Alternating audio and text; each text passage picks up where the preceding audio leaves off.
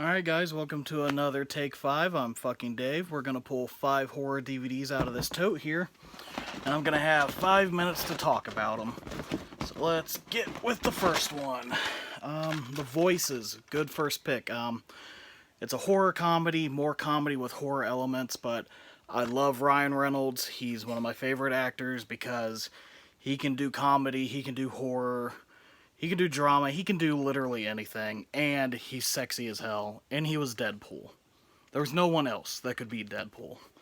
And there's no one else that can have my heart like Ryan Reynolds.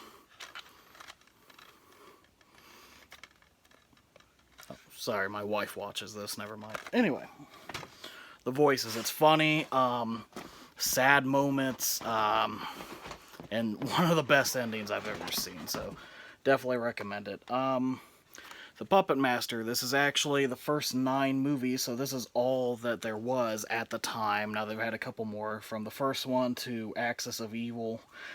I want to say they've had 2, maybe 3 more since then, I'm not sure. This series, it is what it is.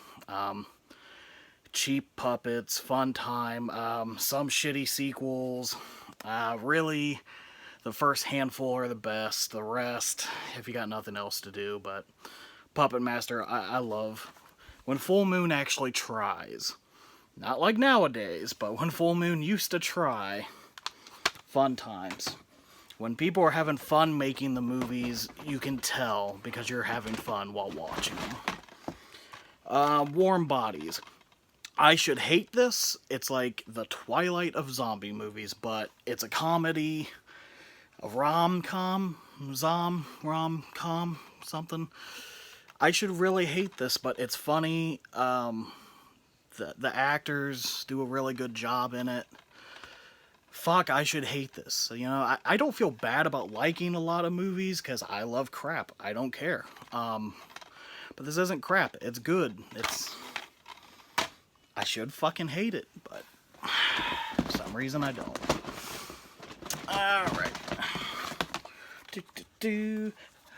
But things I do hate, Wishmaster 3. I was just talking about this on the TBC boards. I love the first Wishmaster. The second one hasn't aged well. It's really kind of juvenile, and it shows. 3 and 4, Andrew Divoff, or however you pronounce it, was replaced as the Wishmaster, the Djinn. And this new guy is awful, the writing's awful, it just reeks of Sci-Fi Channel original, everything about it, just, I hate Wishmaster 3 and 4. Stick to just the first one of my favorite horror movies. And lastly, speaking of, 28 Days Later, one of my favorite horror movies. I hate zombie movies mostly anymore, I hate infected movies mostly anymore.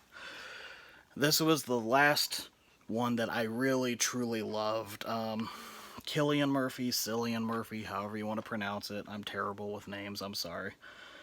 The first thing that I saw him in was this, and you know, when the opening shot, you just see him fully naked, so I mean, he literally bared all for this movie.